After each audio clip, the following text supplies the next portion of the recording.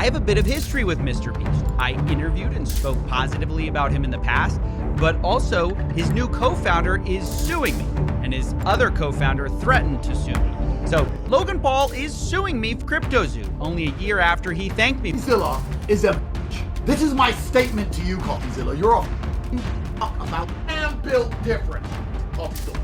I don't give a about your video. We're now the largest online educational platform in the world. You haven't mentioned us since. You've shut up since then while you're begging for money. He's getting sued because he called a crypto bro a dirtbag and said you shouldn't listen to his advice. And apparently it was so hurtful, so damaging, that he's now being sued for $75,000. What happens when one YouTuber dedicates his career to exposing scams, and the people he investigates have millions of followers, billion-dollar businesses, and teams of lawyers? For years, Coffeezilla has built a reputation as the internet's watchdog, taking on crypto projects, influencers, and entrepreneurs accused of misleading the public. His investigations have helped expose collapsed investments, questionable business practices, and projects that left everyday people out of pocket. But every investigation comes with a price. Cease-and-desist letters, legal threats, public attacks, and eventually an actual defamation lawsuit from one of the biggest creators on the internet. Supporters call him one of YouTube's most important investigative journalists. Critics argue he goes too far, acting as prosecutor, judge, and jury before the courts ever weigh in. So, did Coffeezilla simply tell uncomfortable truths, or did he cross a line that finally caught up with him? Today, we're breaking down the biggest legal battles surrounding Coffeezilla, the people who tried to silence him, and the arguments both sides are making. Because in the world of investigative YouTube, exposing the truth can come at a very high cost. Who is Coffeezilla? Before Coffeezilla became one of the internet's most feared investigative creators, he was just another YouTuber trying to find his niche. His real name is Steven Findiason, but millions know him simply as Coffeezilla. Over the years, he transformed his channel from covering self-help gurus and online marketing schemes into one of YouTube's leading investigative platforms. Instead of chasing viral trends, Coffeezilla built his reputation by following the money. His investigations focus on cryptocurrency projects, NFTs, influencer-backed businesses, and online investment schemes. What makes his videos different is the amount of evidence he presents. Blockchain transactions, contracts, leaked messages, interviews, public records, financial documents. He pieces them together like a detective building a case. But Coffeezilla doesn't claim to be a prosecutor or a judge. His goal, he says, is to ask difficult questions, uncover evidence, and give viewers enough information to decide for themselves. That approach has earned him millions of subscribers and widespread praise for exposing projects that later collapsed or faced regulatory scrutiny. At the same time, it has also made him powerful enemies. When your investigations involve celebrities, crypto founders, and companies worth millions or even billions, you're not just risking criticism, you're risking legal action. And that's exactly what began to happen. Some responded with public rebuttals. Others hired lawyers. A few sent cease-and-desist letters. And eventually, one of YouTube's biggest stars took the fight into the courtroom. To understand why Coffeezilla has become such a controversial figure, we need to look at the investigation that changed everything. CryptoZoo. CryptoZoo.co. I am so excited about this project. It's so fun. It's a really fun game that makes you money. A fun game that earns you money. How much did you guys make from CryptoZoo? I lost around $50,000 in CryptoZoo. I lost $40,000. I lost around $15,000 US dollars. I lost $25,000. $120,000. $500,000 Australian, which is $500,000 in CryptoZoo. Shut up! No, you haven't!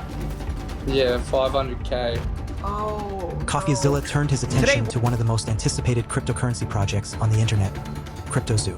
The project was launched by YouTube superstar Logan Paul and promised to combine NFTs with a play-to-earn game. Investors bought digital eggs and NFT animals with the expectation that they would hatch, breed, and generate rewards through gameplay. CryptoZoo is a blockchain project that I created about a year and a half ago. You buy these eggs on the blockchain and you can hatch them into what are called base animals. And then you can breed your base animals with each other to create fun looking viral hybrid offspring that have a rarity scale. If you hatch a rare animal and you breed it with another rare animal and it yields a rare hybrid animal, that animal then yields and collects a token the longer you hold it. Then when you release it into the wild, you accrue your yield. But there was one major problem. Months after its launch, many buyers claimed the game they had been promised simply didn't exist. They had spent thousands, sometimes tens of thousands of dollars on NFTs that had little to no utility, while the project's development appeared to stall. That's when Coffeezilla began asking questions. Over a 3-part investigative series, he interviewed investors, developers, and former team members. He examined blockchain transactions, internal communications, and public statements made by those involved with CryptoZoo. One of the central themes of his investigation was whether the project had been mismanaged from the start or whether investors had been misled about what they were buying. The videos quickly exploded across YouTube, attracting millions of views and putting enormous public pressure on Logan Paul. Then came the response. Coffee, you took a shot at my reputation. So in this video today, I'm going to be defending myself with facts, something that you have gotten in the habit of twisting as you continue to morph from an investigator to a gossip channel. You see, Coffeezilla tried to work with law enforcement in the past, but his work was described as not anchored to truth and often speculative. He is a lopsided journalist with an agenda, and he's nothing more than the Keemstar of crypto and finance. But as opposed to just telling you, I'm going to show you some. Logan Paul released a video accusing Coffeezilla of spreading misinformation and conducting what he described as a biased investigation. He argued that Coffeezilla had ignored key facts, failed to contact the right people, and unfairly damaged his reputation. Perhaps the biggest moment in Logan's response was his threat to sue Coffeezilla for defamation. For many creators, that would have been enough to back down, but Coffeezilla didn't. Instead, he published another video addressing Logan's criticisms point by point. He defended his reporting, explained the evidence behind his conclusions, and maintained that his investigation was based on documented facts, interviews, and publicly available records. Paul is refunding people he scammed if they promise to stop suing him for the vastly larger amount he may owe them. And honestly, I'm conflicted because on the one hand, victims getting money is always great, and I'm proud that our investigation led to some real-world consequences. But I can't pretend that things are fixed or fine for people who entrusted me with their story when that's just not true. So here's the real, more complicated story. Just days later, something unexpected happened. Logan Paul deleted his response video. He issued a public apology to Coffeezilla, admitting that parts of his original response had been emotional and stating that he intended to focus on making CryptoZoo investors whole. Coffeezilla is not a criminal. I called him, I apologized. My initial response to his series was that of fire, an ego flare, whatever it is, pride. I'm a fighter at heart, and I was defensive because I know I never scammed anyone with this project. So I'd like to announce my three-step plan moving forward. At the time, many people believed the conflict was over, but it wasn't. More than a year later, in June 2024, Logan Paul officially filed a defamation lawsuit against Coffeezilla. Honestly, it sucks that after years of personal reform, going through trials and tribulations, and busting my ass to evolve into a person that I can say I'm actually proud of, you led the charge to drive and monetize a narrative telling millions of people that I'm a fraud or I tried to scam my audience. That is patently false. This video is mainly for my fans and anyone who's on the fence that I hope I can help understand a situation that is tremendously complex but has been oversimplified for both views and clicks. And lastly, Coffeezilla, I now know your motives with this. Clout and money, good for you, but also you're slimy as so I'm not gonna come on any of your podcasts. If you wanna come on Impulsive and talk about this, that's fine. You've denied my invitation multiple times. You're still invited. It can be a one-on-one. If not, we're gonna handle this ourselves while we continue to build CryptoZoo, and I'll see you in court. The lawsuit alleges that Coffeezilla's reporting contained false and defamatory statements that harmed Logan's reputation and business interests. Coffeezilla, meanwhile, has stood by his reporting, arguing that his conclusions were supported by extensive evidence, and that his commentary is protected under defamation law because it concerns matters of public interest and is substantially true or protected opinion. The case has become one of the most significant legal battles involving a YouTube investigative journalist.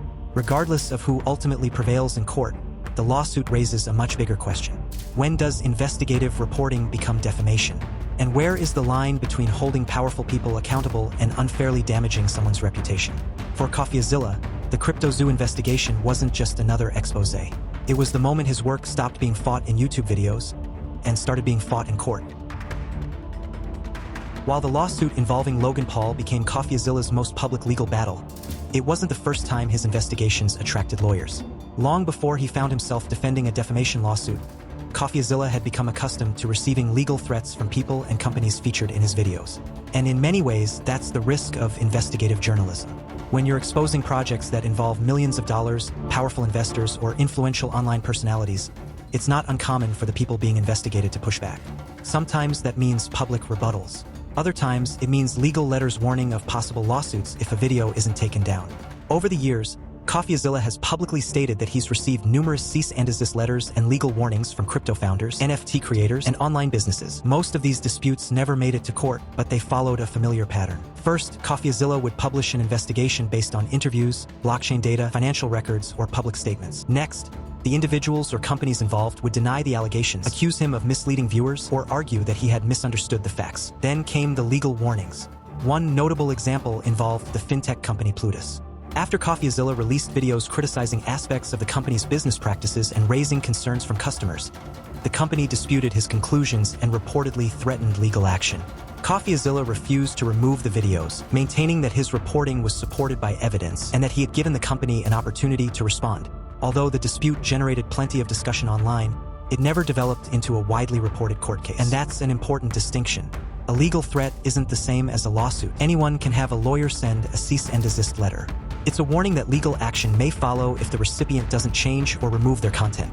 But many of these letters never lead to an actual courtroom battle. For investigative creators like Coffeezilla, however, even the threat of litigation can be expensive. Responding to legal demands often requires hiring attorneys, reviewing evidence, and preparing for the possibility of defending months of work before a judge. Supporters argue this is exactly why these threats are made in the first place, to discourage journalists and creators from publishing investigations into powerful people. Critics, on the other hand, argue that legal action is sometimes necessary when they believe reporting crosses the line into false or defamatory statements. Coffeezilla has consistently maintained that he prepares for these situations before publishing. According to him, every major investigation is built around documentation, interviews, and evidence that can withstand scrutiny. He has also said that he regularly reaches out to the people featured in his investigations, giving them an opportunity to respond before a video goes live. Whether you agree with his conclusions or not, one thing is difficult to deny. Coffeezilla operates in a space where every investigation carries the possibility of legal consequences. The more influential the people he investigated became, the greater the pressure, and the greater the legal risks surrounding every video he published. Supporters point to another important fact. Many of Coffeezilla's investigations have focused on projects that later collapsed, faced lawsuits, or drew attention from regulators.